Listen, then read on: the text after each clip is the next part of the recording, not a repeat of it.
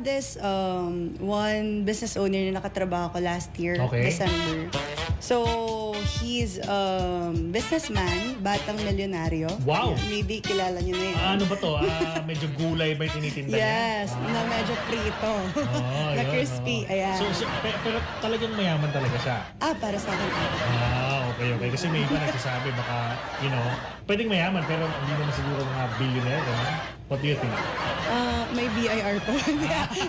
Yung naisip ko Based sa akin na. Based sa akin what I have worked with him. Okay. He's a very humble guy. Okay naman. Sobrang bait at sobrang galing na. Ayun, tama. Kasi minsan kasi may na parang let's say character. Maybe something that he portrays on social media.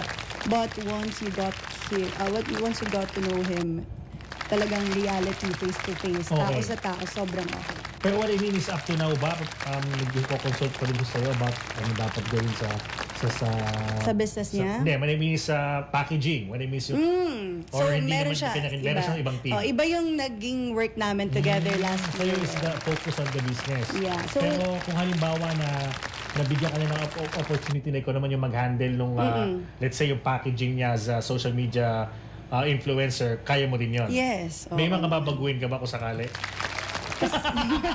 May babaguhin. Parang wala masyado. Wala masyado. Pero I love what he do. Pero meron. Pero meron. Konting tweak lang. Yun, konting tweak. Kasi nang trying to say. Baka may bagay na sumobra. Yes, konting tweak lang.